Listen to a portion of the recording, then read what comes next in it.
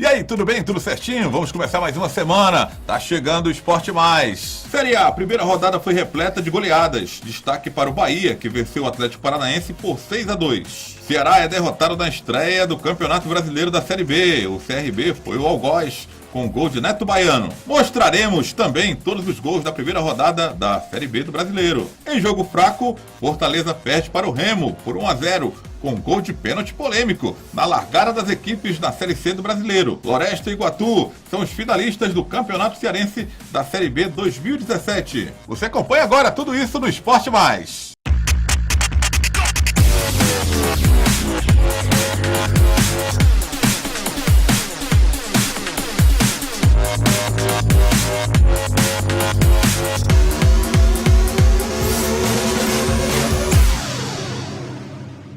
Série A do Campeonato Brasileiro, a largada do Brasileirão, com apenas um empate sem gols entre Avaí e Vitória.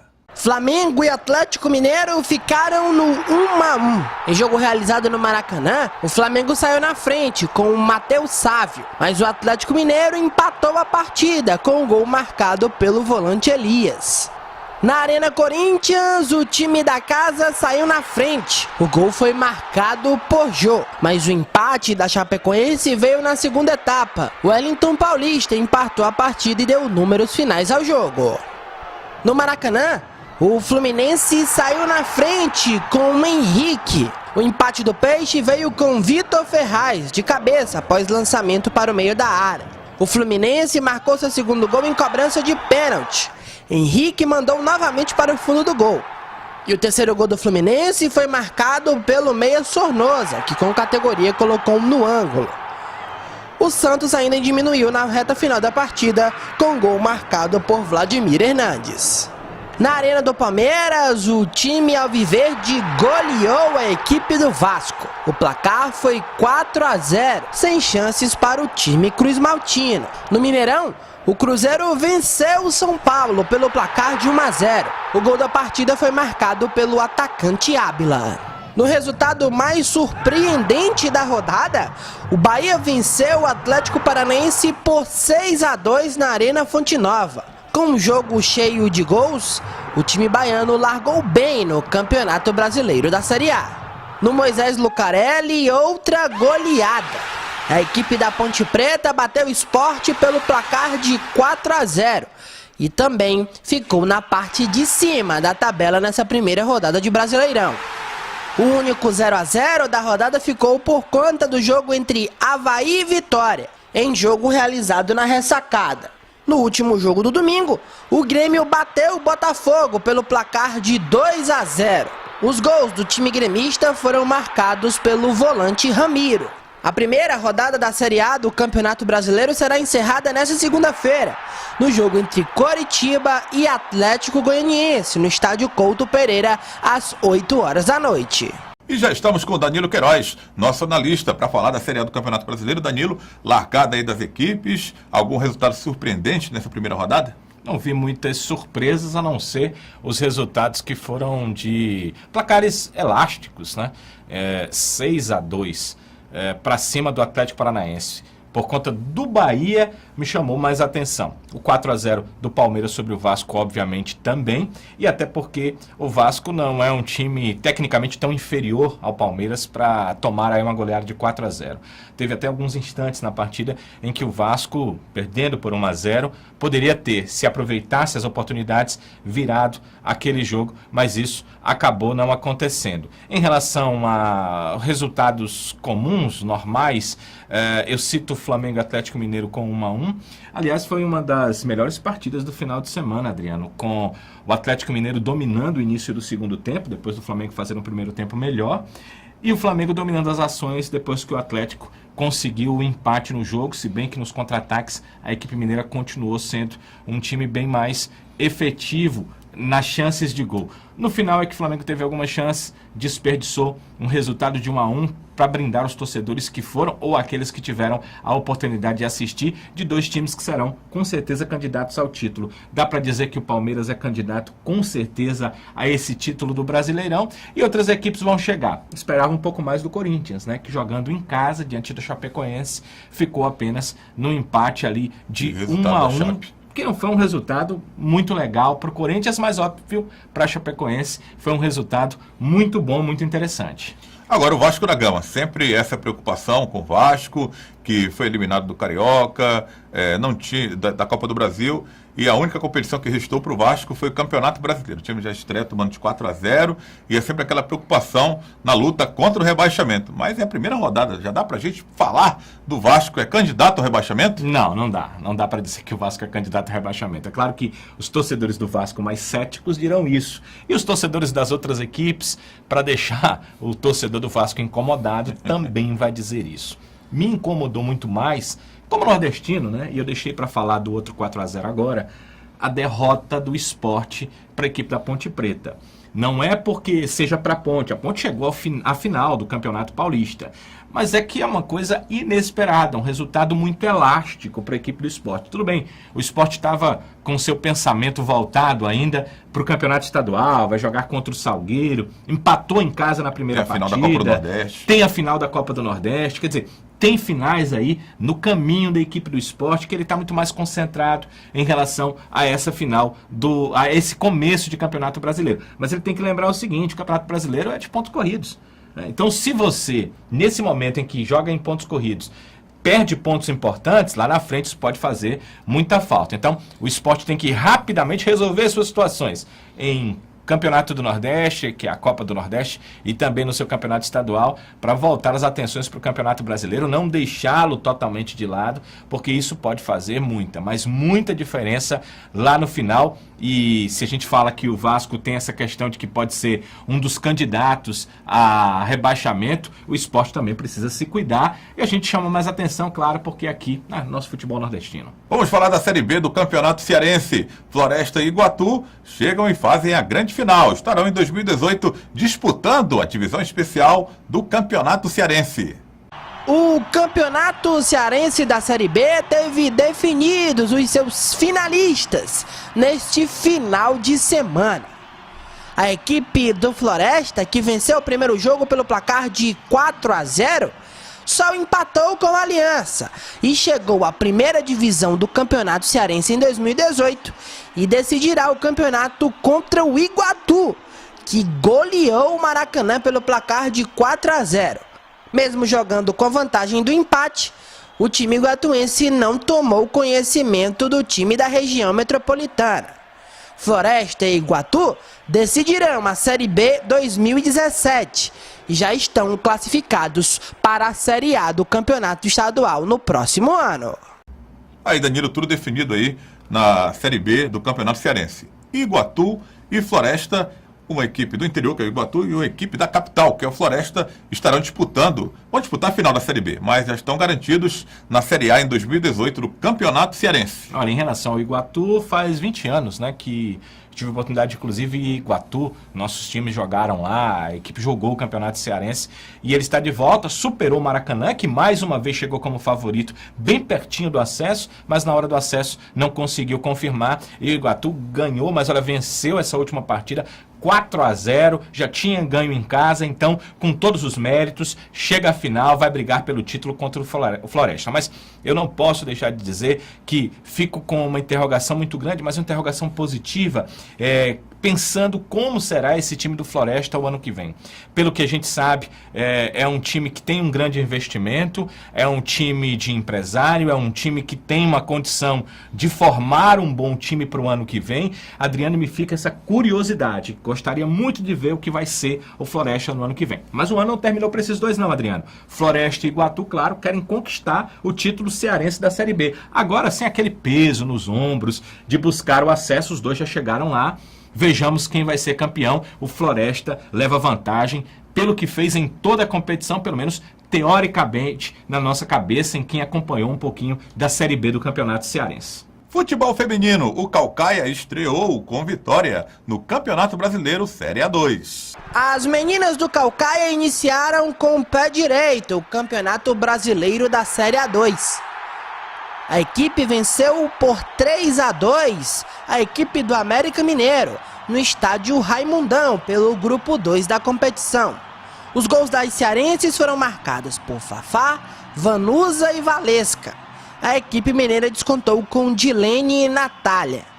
Agora o time do Caucaia enfrenta a Portuguesa, fora de casa, na quarta-feira, às 3 horas da tarde, no estádio Nicolau Alayum. E as meninas do Caucaia, hein, Danilo, estrearam bem aí, representando o futebol cearense no Campeonato Brasileiro Série A2, vencendo em casa. Fez a parte delas, né? Que é vencer em casa, vencendo o América Mineiro. Não é à toa, faz tempo que o Caucaia tem o melhor time feminino do estado, né? Várias vezes campeão cearense, chegando a praticamente todas as finais que aconteceram até hoje. Então, é o time certo a nos representar nacionalmente. Lembrando para você, amigo telespectador, que num futuro bem próximo nós teremos Ceará, Fortaleza e grandes times do futebol cearense com futebol feminino, porque há uma regra da FIFA que já chegou à CBF e que vai chegar à Federação Cearense obrigando quem tem futebol profissional a ter futebol profissional feminino. Até lá, o Caucaia reina tranquilo e parece que também em nível nacional vai fazer uma boa campanha. Venceu o América Mineiro por 3-2, vai jogar agora no meio de semana lá em São Paulo contra a Portuguesa e acredito que começa um caminho aí. Está na Série A2, é uma divisão inicial aí do futebol brasileiro, Adriano, e seria muito bom nós termos uma equipe daqui na principal divisão, na Série A1 do Campeonato Brasileiro. Esperamos que isso possa acontecer. Torcida aí pra galera do Caucaia. As meninas vai representando legal, já venceram o primeiro jogo e vamos que vamos chegar lá na divisão especial do futebol brasileiro feminino. Intervalo no Esporte Mais. Semana tá só começando, mas tem muita coisa bacana por aqui. Vamos falar de Fórmula 1, tem notícias do Ceará e também do Fortaleza.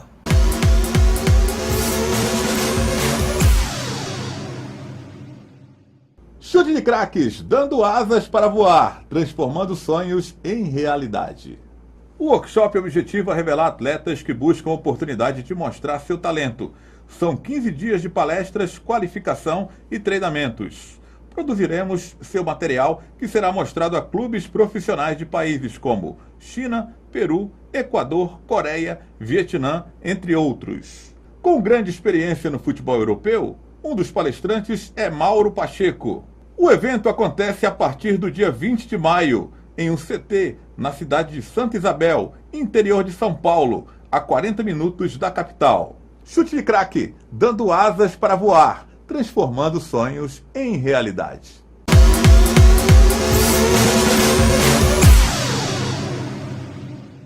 Fórmula 1, deu Lewis Hamilton no Grande Prêmio da Espanha. Foi emocionante. Teve estratégia, teve briga por posição, batida e ultrapassagem ousada.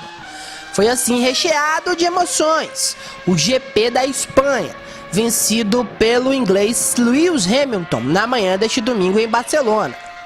O britânico largou na pole, mas foi superado por Sebastian Vettel na primeira curva. Só que a Mercedes apostou em uma estratégia diferente da rival italiana, o que deu a possibilidade do tricampeão superar o rival da Ferrari e não ser mais ultrapassado para conquistar sua 55ª vitória na carreira. A Vettel restou a segunda colocação, com Daniel Ricciardo completando o pódio. Felipe Massa, que largou em nono e chegou a ser sexto colocado, acabou se chocando com Fernando Alonso na segunda curva. Com o pneu dianteiro esquerdo furado, se arrastou para os boxes e retornou em último, mas ganhou algumas posições e terminou a corrida em 13º.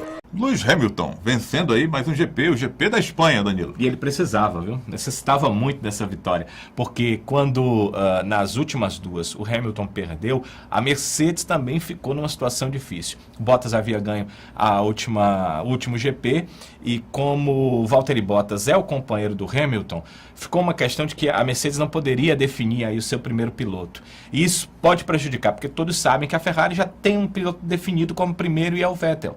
Ontem o Hamilton fez uma grande prova, a Mercedes conseguiu uma estratégia muito boa e por isso o Hamilton venceu. Está pertinho ali do Vettel na classificação e me parece que eles vão polarizar essa busca do título de pilotos em 2017. Já parecia polarizada com a vitória do Bottas. Poderia ter uma situação de que um terceiro piloto entrasse aí na briga, mas a briga deve ficar entre os dois mesmo nos outros GPs. Não quer dizer que os dois briguem sempre pelas vitórias, Adriano, mas quer dizer que eles vão brigar pelo título do campeonato da Fórmula 1. Olha aqui, para quem não gosta de Fórmula 1, tá emocionante. Dá uma olhadinha que com certeza você vai gostar. Em relação à prova, o Felipe Massa terminou lá atrás, em 13º. Um problema, teve o carro do Massa, ele acabou furando o pneu no comecinho da prova e isso o prejudicou.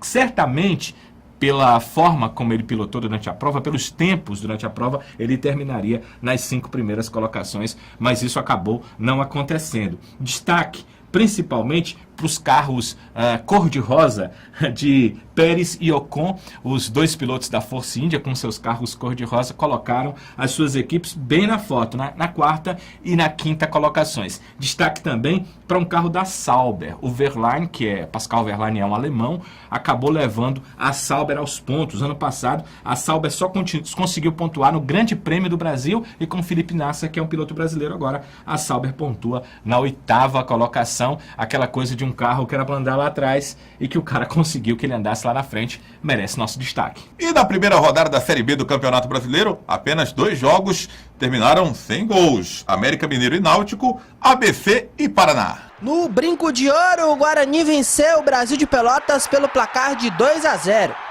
Os 2 gols do Guarani foram marcados pelo atacante Eliandro.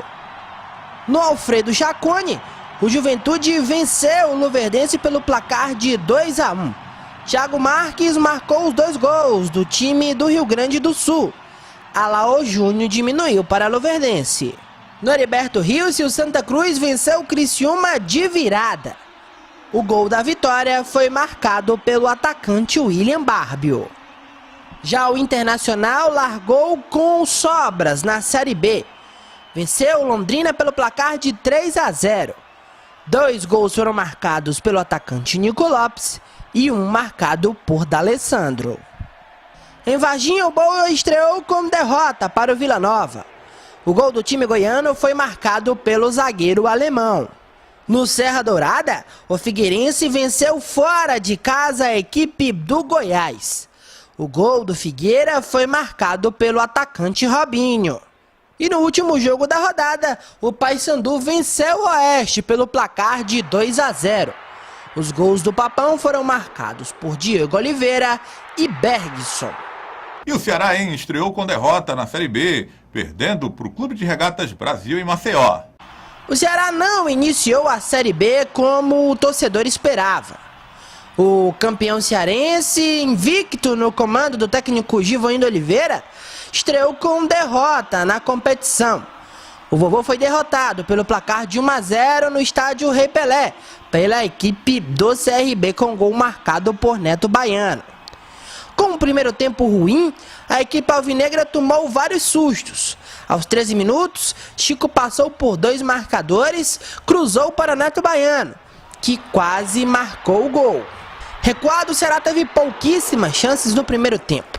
O Vovô assustou em chutes de fora da área do atacante Alex Amado e o meia Felipe Menezes.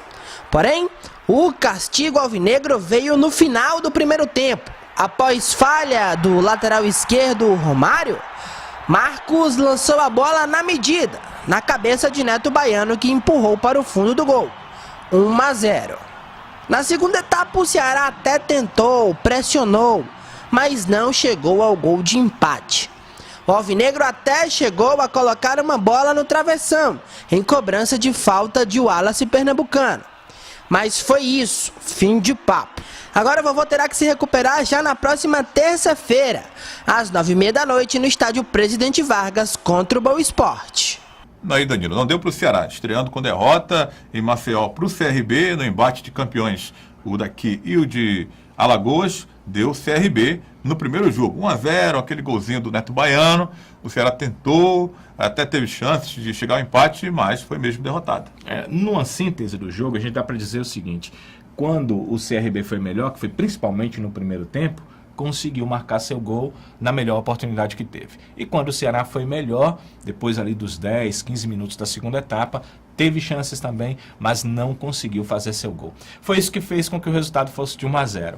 É um resultado normal e a equipe do CRB foi melhor na partida. O que chama a atenção em relação ao Ceará é que as muitas ausências na equipe realmente fizeram diferença, né?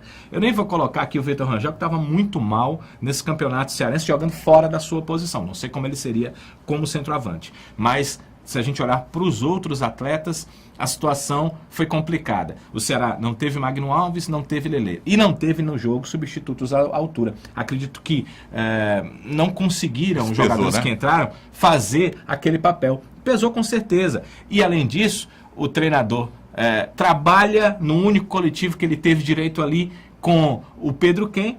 E aí o Pedro Quem, momentos antes do jogo, acaba vetado. Semana inteira o cara trabalha como titular, né? E perde o jogador. Tudo, né?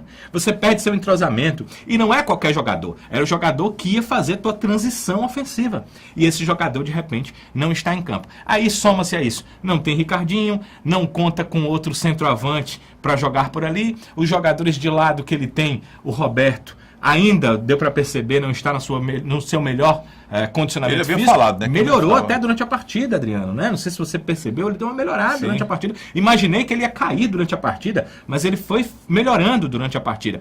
E Alex Amado é o Alex Amado, né? Esperar o quê? Fazer o quê, né?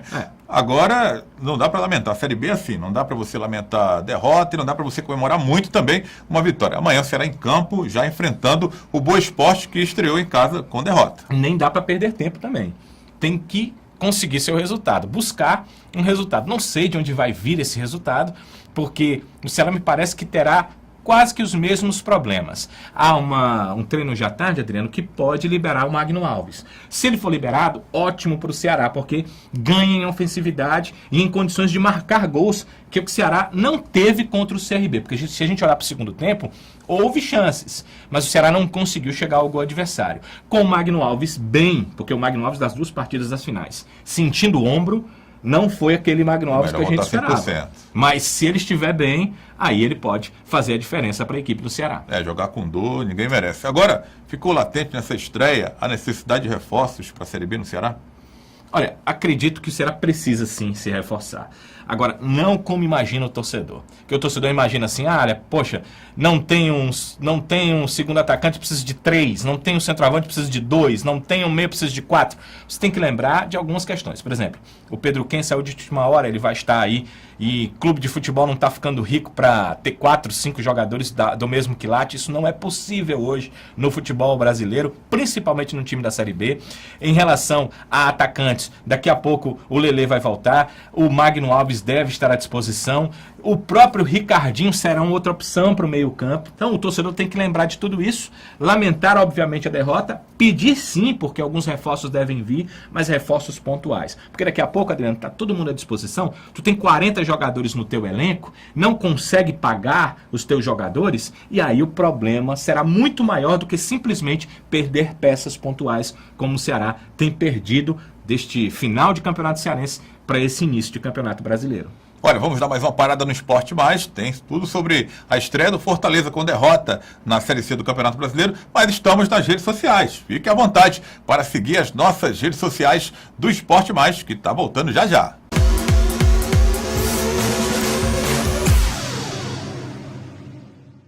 Chute de craques, dando asas para voar, transformando sonhos em realidade. O workshop objetiva revelar atletas que buscam a oportunidade de mostrar seu talento. São 15 dias de palestras, qualificação e treinamentos. Produziremos seu material que será mostrado a clubes profissionais de países como China, Peru, Equador, Coreia, Vietnã, entre outros. Com grande experiência no futebol europeu, um dos palestrantes é Mauro Pacheco. O evento acontece a partir do dia 20 de maio, em um CT, na cidade de Santa Isabel, interior de São Paulo, a 40 minutos da capital. Chute de craque, dando asas para voar, transformando sonhos em realidade.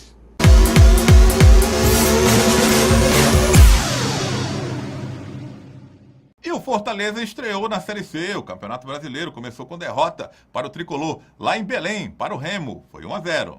A estreia do Fortaleza foi frustrante no Campeonato Brasileiro da Série C. O tricolor do PC foi derrotado na noite do último domingo pelo Remo, pelo placar de 1-0 no estádio Mangueirão, em Belém. Apesar das modificações processadas pelo técnico Paulo Bonamigo, o tricolor foi dono da partida em alguns minutos. Porém, o tricolor não aproveitou as poucas oportunidades que teve na partida. Desentrosado, o time do Remo tentava de todas as maneiras, mas os 9 jogadores novatos no time titular fizeram com que o time errasse bastante. Contudo, um lance definiu a partida. Após contra-ataque rápido puxado pelo time azulino, pênalti em cima de Edgar. Para a cobrança foi Nino Guerreiro, que mandou um balaço no meio do gol, fazendo o único gol da partida. 1-0 Remo e fim de papo. O tricolor já volta a campo na próxima sexta-feira, onde enfrenta o Botafogo da Paraíba no estádio Presidente Vargas, buscando a recuperação no Campeonato Brasileiro da Série C. Derrota para o Ceará e derrota também para o Fortaleza, Danilo, nessa estreia do Campeonato Brasileiro. Foi a Belém e o Remo conseguiu achar o golzinho de pênalti. A gente vai já falar dessa penalidade, que muita gente está contestando se foi pênalti ou se não foi, mas o time estreou perdendo, estreou com derrota e muita gente apostaria que o Fortaleza poderia ter saído de lá até mesmo com a sorte melhor com o empate. É o seguinte, o positivo do Fortaleza, eu vi atitude no time. O time buscou ter a posse de bola, buscou tocar a bola, buscou ser ofensivo, chegar ao campo de ataque, trabalhar no campo de ataque e conseguiu fazer tudo isso. O que é que o Fortaleza não conseguiu? Não conseguiu criar chances claras de gol. Não conseguiu arrematar a gol da forma correta, não conseguiu definir as suas jogadas. Por isso, o Fortaleza não saiu com um resultado melhor. Parecia o time mais arrumado em campo, né? Pelos jogadores que restaram. O Remo, a gente comentou, né? Mudou o time inteiro, né? Depois da derrota a gente na trouxe final. O repórter, né? Dizendo que de 11, 9 seriam novatos. E o Fortaleza, querendo ou não foi bem no estadual, não foi bem na Copa do Nordeste, nas competições do primeiro semestre, mas manteve jogadores que estavam jogando juntos, né? Então, isso aí denotava que o time tinha tudo para ser um pouco mais organizado em campo. Alguns, pelo menos, estavam treinando juntos, né? Porque alguns não estavam jogando, mas estavam treinando juntos.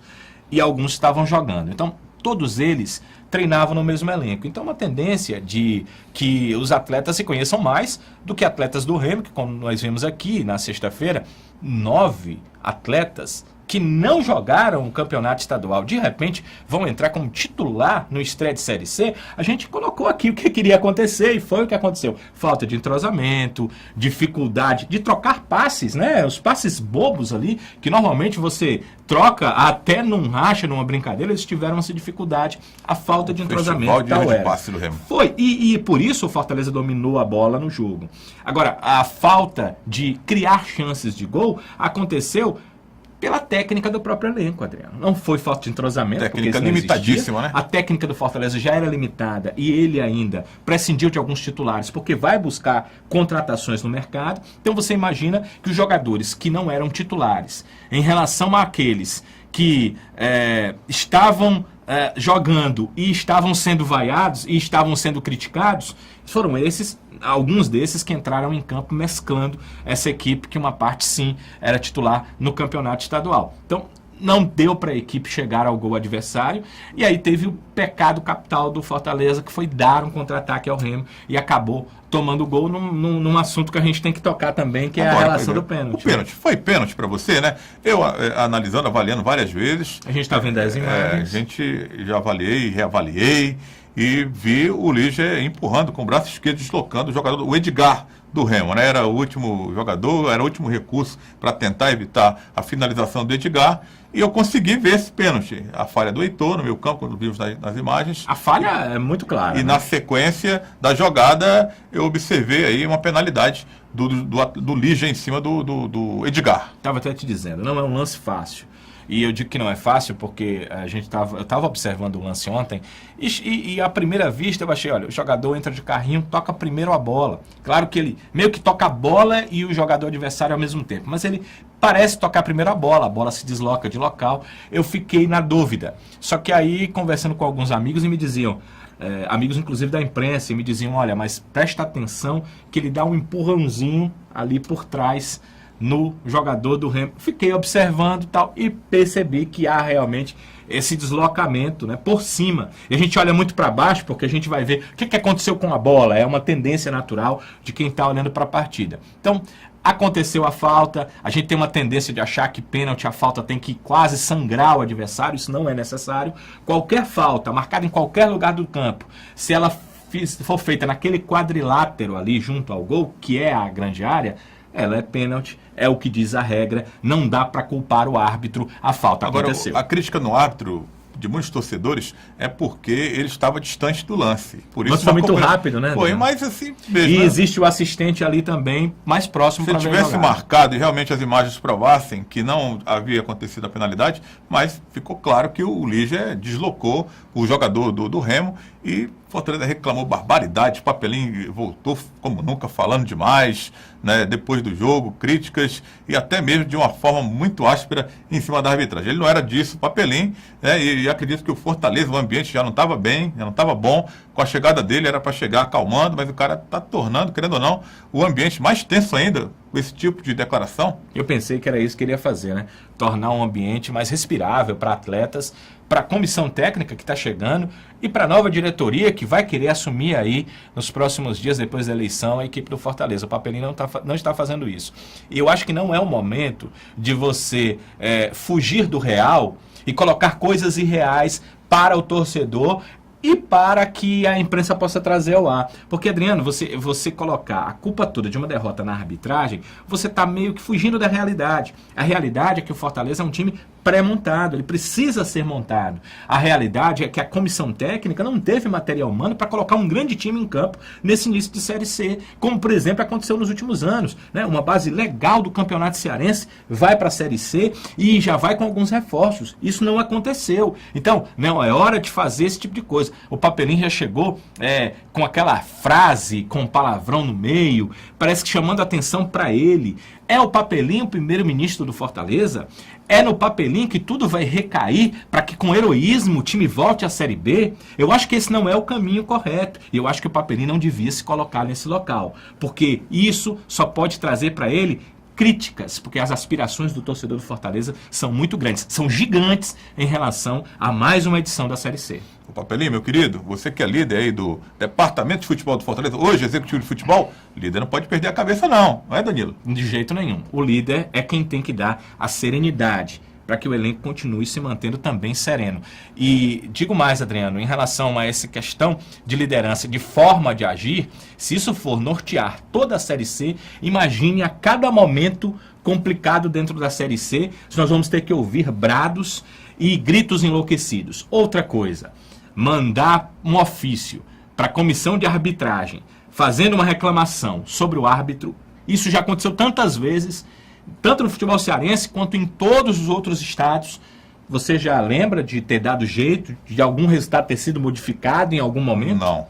E outra, você deixa o ambiente, como a gente falava, mais tenso, os jogadores ficam também, o árbitro, nós não temos culpa. O árbitro foi que errou. A culpa foi terceirizada. Fica foi terceirizada você buscar do a recuperação. Time, da falta de competitividade do Fortaleza, da maneira que o elenco foi mal formado durante toda a temporada, dos problemas que aconteceram. Essa culpa foi toda terceirizada para a arbitragem. E isso, o Fortaleza mesmo disse que não é verdade. Sabe quando é que ele disse isso, Adriano? Quando mandou o jogador embora, quando mudou comissão técnica, quando mudou diretoria, quando contratou um novo chefe, líder para o seu departamento de futebol. Fortaleza já disse que o erro não está na arbitragem. E agora esse erro passa para a arbitragem sem que as coisas tenham sido modificadas de forma correta, porque o elenco continua sendo, não digo o mesmo, mas menos que o mesmo, porque o elenco do estadual sofreu baixas.